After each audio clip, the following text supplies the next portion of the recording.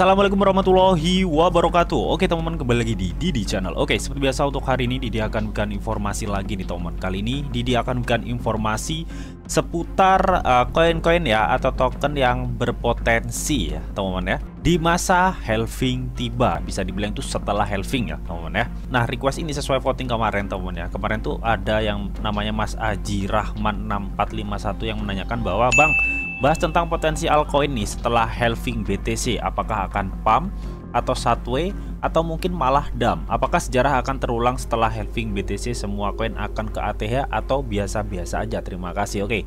Nah, di video kali ini Didi akan mencoba menjawabnya teman-teman ya, satu persatu tentunya teman-teman. Jadi kira-kira ada koin apa aja dan info news apa nih ya mengenai cryptocurrency saat ini, nanti bakal diulas semua ya di video ini. Jadi pastikan kalian tonton sampai habis. Oke. Namun seperti biasa sebelum melanjutkan video ini, jangan lupa nih kalian tekan tombol subscribe dulu ya teman-teman, karena subscribe itu gratis dan tentunya kalian akan mendapatkan update-update video terbaru dan info-info terbaru dari Didi Channel.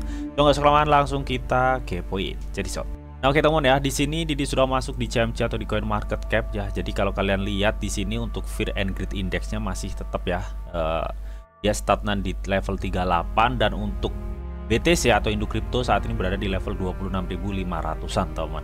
Ya, rata-rata untuk market merah merona ya, meskipun ada beberapa yang saat ini sedang menghijau, namun itu pertumbuhannya cukup kecil ya, rata-rata itu nggak ada 1% cuy.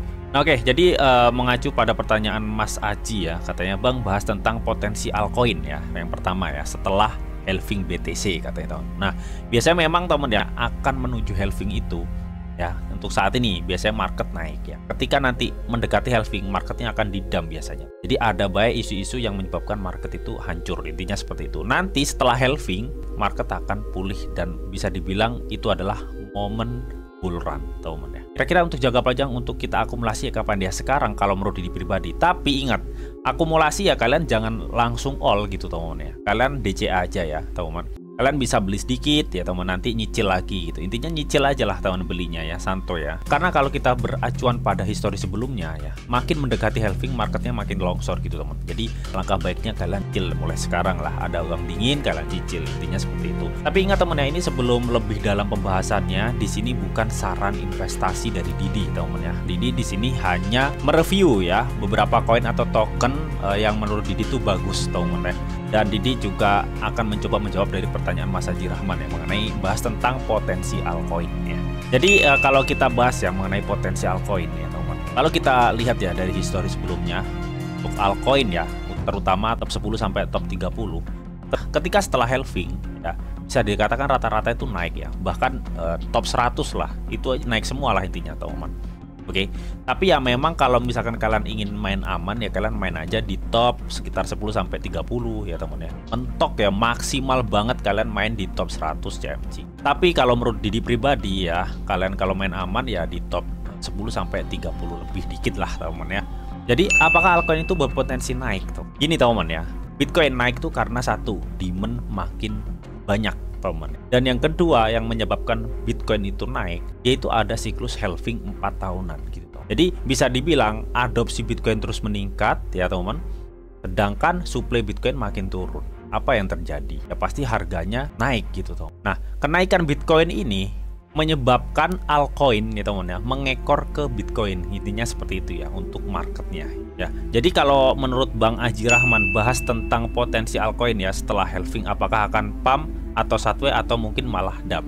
Kalau gue rasa akan pump teman ya. Tapi ingat teman, ini yang ditanyakan setelah halving loh ya, bukan sebelum halving gitu teman ya. Kalau kita bicara setelah halving, otomatis rata-rata market itu pada pump mas ya. Jadi gue rasa saat ini adalah waktu yang tepat buat kalian milah-milah beberapa altcoin yang sangat berpotensi untuk kenaikan di masa setelah halving nanti. Jadi tadi pertanyaan yang pertama udah kejawab ya. Katanya apakah sejarah akan terulang setelah halving BTC, semua koin akan ATH atau biasa-biasa aja? Oke. Nah, mengenai potensi ya, apakah semua koin itu akan all time high teman ya? Kita beracu kepada adopsi Bitcoin. Bitcoin sudah diadopsi global ya. Dan saat ini ya sejarah baru akan tercipta ketika beberapa perusahaan manajer aset, salah satunya BlackRock, itu akan disetujui untuk pengajuan ETF. Itu sejarah baru ya di dunia cryptocurrency. Dan melihat teknologi-teknologi yang tercipta dari background di belakang kripto itu sendiri juga cukup pesat ya. Gue rasa kalau menjawab pertanyaan apakah semua altcoin itu akan menyentuh ATH, momen saat ini, momen bearish saat ini ya, itu menentukan Mas ya. Karena apa ya? Momen bearish ini dua keuntungan yang kita dapat ya. Kalau misalkan proyek itu bagus, dia akan bertahan, dan kalau misalkan proyek itu nggak bagus, dia akan hancur di momen bearish saat ini. Kalau misalkan proyek tersebut bagus, gua rasa dia akan ke all time high, bahkan lebih. Itu menurut Didi pribadi gitu teman ya. Oke, jadi sudah terjawab Mas Haji Rahman ya teman. Nah, kali ini teman ya, Didi akan melihat ya beberapa altcoin yang menurut Didi potensi banget. Kita lihat ya di sini untuk 10 besar CMC ya teman ya, untuk altcoin yang berpotensi ya di masa setelah halving itu ada XRP teman. Kalian bisa lihat sendiri untuk fundamentalnya sudah nggak diragukan lagi ya untuk transfer lintas batasnya gitu teman, dan sudah dipakai banyak instansi lah teman, intinya XRP, dan dia digadang-gadang juga sebagai salah satu teknologi CBDC ya, akan memakai XRP ledgernya itu teman. Dan di sini juga ada Cardano, Doge ini juga sangat potensi ya, dan di sini ada Solana, Tron ini juga potensi banget. Solana ini cukup potensi banget ya karena transaksinya juga lumayan. Nah, Tron ini juga jangan sepelekan ya, meskipun harganya kecil ya. Ini salah satu blockchain yang cukup kuat dan cepat sebenarnya teman. Ya mungkin untuk fundamental dari CEO-nya yang agak nakal dikit gitu teman ya. Dan di sini juga ada Polygon ya teman. Polygon ini cukup bagus banget ya, kolaborasinya dengan perusahaan-perusahaan besar teman. Untuk Litecoin teman ya, Litecoin ini sebenarnya kalau untuk segi fundamental teman ya, yaitu diciptakan untuk memperbaiki teknologi BTC teman ya. Tapi ya memang untuk pamornya itu lebih kuat BTC daripada Litecoin gitu teman ya. Tapi historinya teman ya, Litecoin itu pernah dibilang sebagai raksasa yang tertidur gitulah teman ya.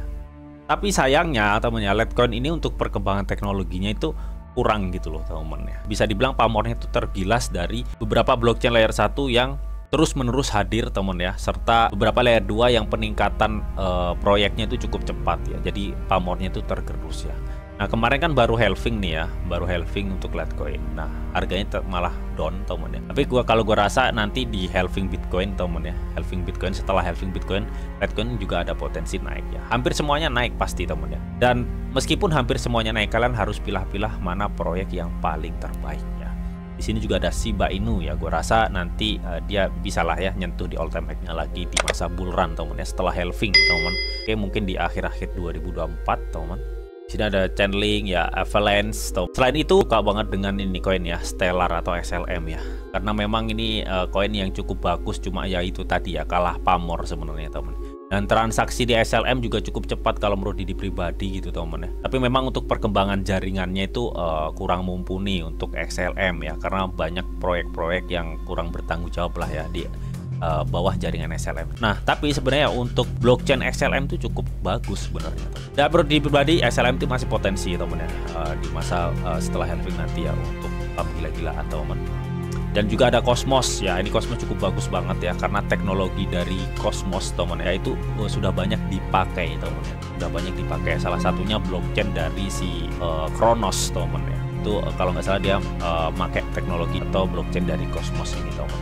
Nah di sini juga ada Lido teman ya. Lido ini adalah salah satu proyek DAO ya, yang berfokus kepada DeFi ya, dia lebih ke sistem staking gitu teman.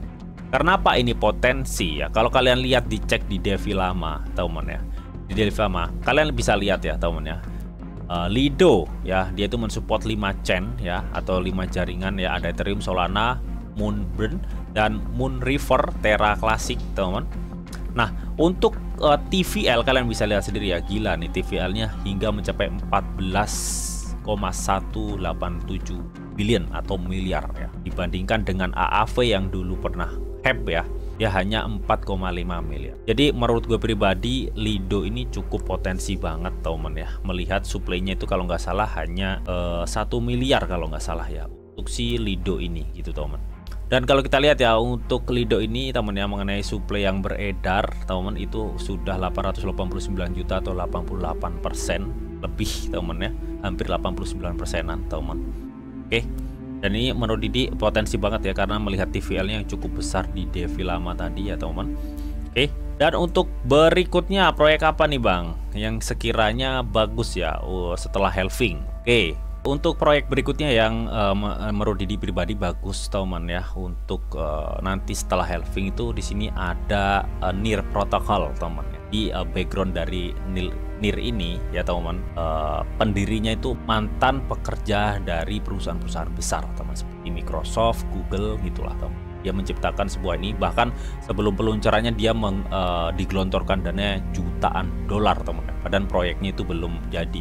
Jadi ini cukup potensi ya kalau menurut Didi pribadi, tinggal menunggu perkembangan di NIR aja. Dan di sini untuk layer 2 teman ya ada Arbitrum. Kenapa Arbitrum bisa potensi banget ya kalau menurut Didi pribadi teman ya? Kita ketahui teman ya, Arbitrum itu adalah sebuah proyek layer 2 dari Ethereum yang dikembangkan oleh kalau nggak salah perusahaan yang namanya itu Off-Chain Labs teman ya. Dia mainnet diluncurkan 31 Agustus 2021. Nah, si Arbitrum ini teman ya kan saingannya ada Optimism teman ya dan Polygon ya untuk layer 2 lah itulah teman. Tapi kenapa Arbitrum ini lebih unggul daripada Optimism serta Polygon gitu teman? Yang pertama, kenapa si Arbitrum itu lebih unggul teman ya? Kalian bisa lihat sendiri ya, ini total value lock all chain atau semua chain ya. Dimana untuk TVL tertinggi itu dipegang oleh Ethereum teman. Dan yang kedua itu ada Tron teman ya. Makanya Didi tadi juga sempat bilang Tron itu sangat potensi banget ya di masa setelah halving.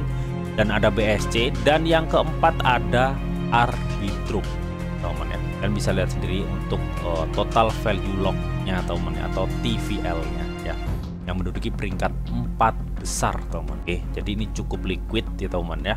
Jadi apa sih kegunaan TVL ini teman ya? Total value lock biasanya kita gunakan teman ya untuk melihat seberapa liquid penggunaan proyek dari suatu koin atau token.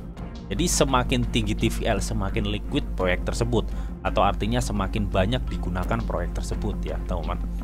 Banyak orang yang percaya menggunakan proyek mereka, intinya seperti itu. Dan kalau kita lihat memang Ethereum yang dominan teman ya, karena memang Ethereum itu adalah rajanya smart contract. Banyak sekali dApps yang proyeknya DeFi itu berdiri di atas jaringan Ethereum. Oke. Nah di sini Polygon itu baru nomor berapa sih ini ya? Nomor 5 teman ya, setelah Arbitrum ya untuk si Polygon teman. Baru setelahnya ada Base, ada Solana teman ya, dan lain-lain lah teman. Oke, jadi kita setelah melihat tadi ya kelebihan dari TVL dari Arbitrum teman ya. Jadi Arbitrum ini juga memiliki kelebihan ya. Dia menggunakan teknologi optimistic rollup ya, dimana itu untuk meningkatkan suatu kecepatan transaksi serta biaya rendah. Dan yang paling menonjol dari Arbitrum itu mengenai bahasa pemrograman yang pakai Solidity, dimana itu compatible ya dengan EVM Ethereum teman ya. Oke. Dan itu menyebabkan banyaknya nanti dApps yang akan bergabung di Arbitrum teman. Oke, jadi kita akan compare dengan Polygon teman ya, gimana grafiknya. Nah, kalian bisa lihat sendiri ya teman ya untuk grafik TVL ya teman. Nah, kalian bisa lihat sendiri ya untuk grafiknya. Jadi yang hijau ini adalah Polygon teman. Oke, jadi memang Polygon tuh dulu untuk TVL-nya itu pernah nyentuh di mana nih ya? Di sekitar 6,9 billion atau 6,9 miliar. Tapi perlahan-lahan untuk TVL Polygon tuh turun. Artinya orang sudah mulai meninggalkan DeFi Polygon teman ya. Nah, jadi pas di tanggal ini teman ya, Desember ya, atau di bulan terakhir ya 2022 ya, Arbitrum itu sudah mulai mengungguli Polygon ya, terlihat dari grafiknya ini. Dan tahun ya 2023 di bulan Januari Arbitrum itu fix mengungguli Polygon untuk perolehan TVL-nya teman ya, atau total value lock-nya. Kalian bisa lihat sendiri grafiknya. Artinya di sini teman ya, ini adalah bukti bahwa Arbitrum itu semakin liquid ya untuk TVL-nya. Makanya sangat berpotensi banget ya untuk Arbitrum ini teman ya. Melihat total supply dari Arbitrum kan 10 miliar ya, dengan pasokan beredar itu 1,27 miliar kalau nggak salah teman ya. Dan holder Arbitrum juga cukup banyak. Sayangnya Arbitrum ini untuk supply-nya ya teman ya, supply yang beredar itu baru kalau nggak salah itu sekitar 11%. Jadi masih banyak supply yang belum beredar teman. Dan itu tentunya salah satu tugas dari tim Arbitrum ya, bagaimana caranya meningkatkan demand lagi untuk Arbitrum.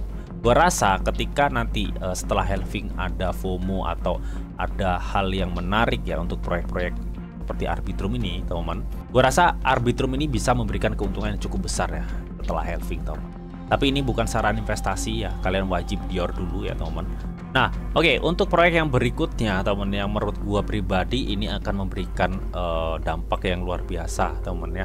Profit yang banyak lah, teman ya, di masa bull run nanti, teman. Ini ada salah satu token Trias ya, yang kemarin baru terlisting di Max ya, di Maxi serta di Get.io kalau nggak salah, teman, serta di Bitmart, teman. Dan mereka kayaknya akan terlisting di beberapa bursa kedepannya gitu, teman ya. Mudah-mudahan sih di Binance gitu, teman ya. Kalau kita lihat infonya di media sosialnya gitu, teman. Nah, di sini dia berdiri di jaringan Ethereum serta BSC ya, tapi yang aktif itu di jaringan Ethereum, teman. Nah, dan untuk supply dari si Trias ini dia mencapai sekitar 10 juta aja, teman ya. Jadi supply-nya cukup dikit banget, teman. Nah, oke.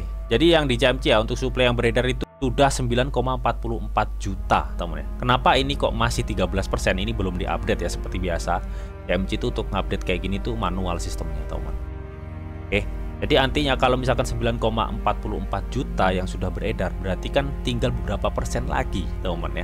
Token Trias itu beredar semua. Nah, kabarnya di bulan Oktober nanti, teman, itu supply Trias itu sudah beredar semua.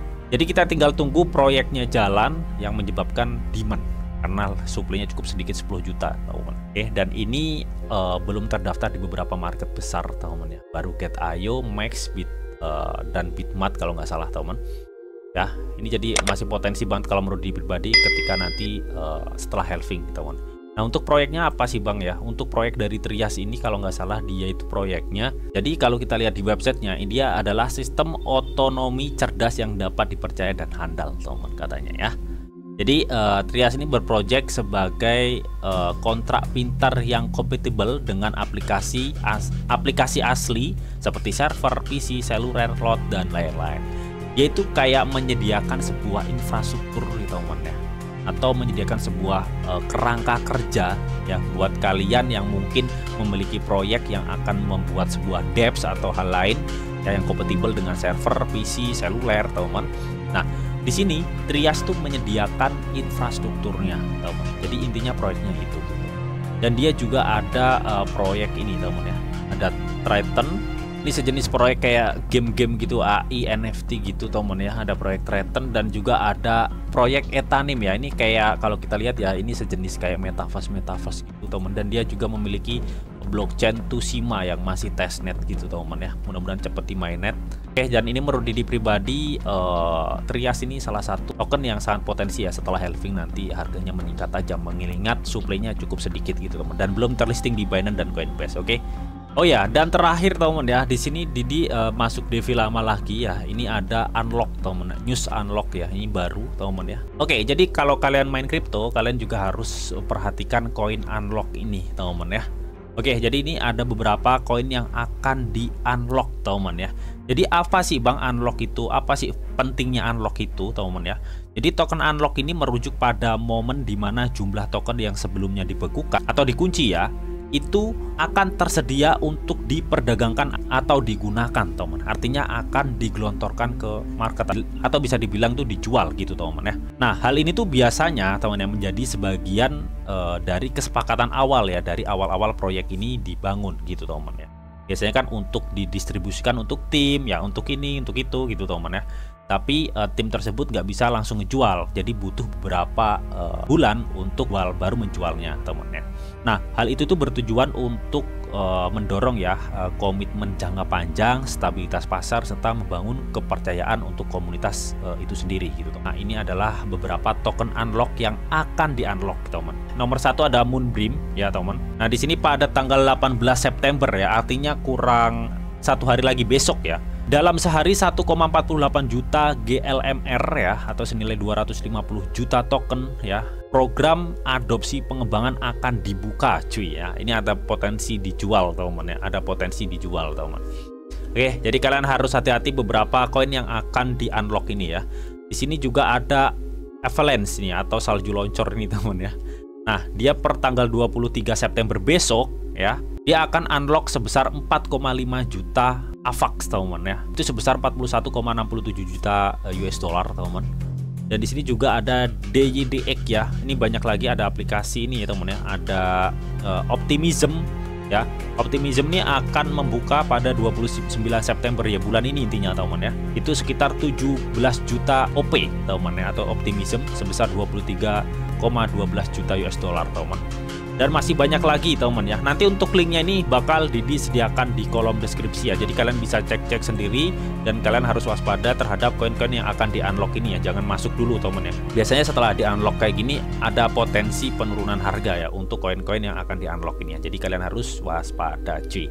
Oke, jadi itu tadi teman ya, beberapa token atau koin yang sudah disebutkan ya, yang akan berpotensi untuk naik ya di setelah halving. Oke, so bagaimana nih menurut kalian mengenai hal ini? Kalian bisa tuliskan pendapat kalian di kolom komentar. Oke, namun tetap temennya di sini tuh ada disclaimer on bahwa untuk trading dan investasi di dunia cryptocurrency itu sifatnya sangat berbahaya atau sangat-sangat beresiko tinggi teman. Jadi bijaklah kalian nih dalam mengelola atau memanajemen keuangan kalian. Semua keputusan yang kalian ambil adalah tanggung jawab kalian masing-masing. Di sini Didi hanya memberikan informasi yang didita untuk kalian semua. Oke, mungkin itu aja yang bisa disampaikan di video ini. Semoga video ini bisa bermanfaat buat kalian semua.